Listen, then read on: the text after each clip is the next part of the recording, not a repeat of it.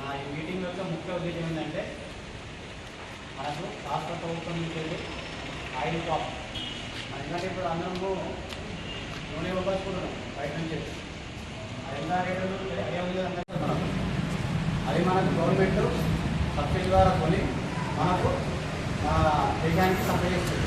So అలా రాకూడదని చెప్పేసి మనకి రాష్ట్ర ప్రభుత్వం ఏంటంటే ఆయిల్ పామ్ అనే క్రాప్ని మన దగ్గరనే పండించుకోవడానికి సబ్సిడీ ద్వారా మనకు అందిస్తుంది. దీంట్లో ఏంటంటే మనకు ఆయిల్ ఫామ్ అంటే సార్ ఆయిల్ ఫామ్ ఎందుకు వేయాలి, ఆయిల్ ఫామ్తో మాకు ఏం లాభం ఉందని, ఆయిల్ ఫామ్ వేస్తే రేపు పొద్దున ఎవరు కొనుక్కపోతారు అనేది చాలా మందిలో డౌట్ ఉన్నది. ఏంటంటే ఆయిల్ ఫామ్ అంటే ఏంటిదంటే మనము ఈ రోజు మనం ప్యాకెట్లో నూనె కొనుక్కుంటున్నాం 120 రూపాయలకు కిలో ప్యాకెట్. ఆ 120 రూపాయల కిలో ప్యాకెట్ నూనెని మనం ఇండోనేషియా మలేషియా నుంచి మనం దిగుమతి చేసుకొని మనకి ఇక్కడ ఒక రిఫైన్డ్ కంపెనీ వాళ్ళు మనకి ఇస్తున్నారు. దీన్ని మనము తెలంగాణ గవర్నమెంట్ ఉద్దేశం ఏంటంటే ఈ ఆయిల్ని మనమే తయారు చేసుకోవాలి, వేరే దేశాలకు మనం ఎందుకు మన ఆదాయాన్ని చేయాలనే ఉద్దేశంతో గత 20 ఏళ్ళ నుంచే ఆయిల్ ఫామ్ అనేది ఖమ్మం జిల్లా మనకు ఆంధ్రప్రదేశ్లో ఉన్నది.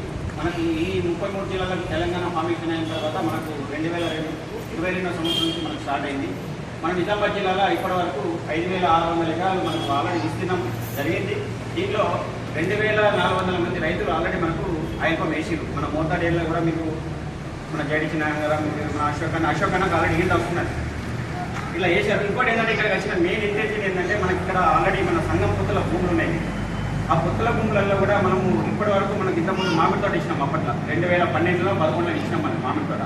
అది ఇప్పటి వరకు మనకు చేతికి ₹1 వచ్చిందన్నట్టు మనకి ఇప్పటి వరకు ఏం లేదు. అంటే నేను చెప్పిందా తప్ప అనేది 7,000 కట్టాల్సి వస్తుంది. అంటే మీకు మొత్తం యూనిట్ కాస్ట్ ఫ్రీ వస్తుంది. ఆ యూనిట్ కాస్ట్లో మీరు GST కట్టుకోవాలి. అంటే ఒక ఎకరానికి నియర్గా ₹5,000 ఈ ఆయిల్ పంప్ ఖర్చు వస్తుంది. అంటే ఇది ఒక ₹1,000, ఇది ఒక 6,000 తర్వాత 50 మొక్కలకు ₹50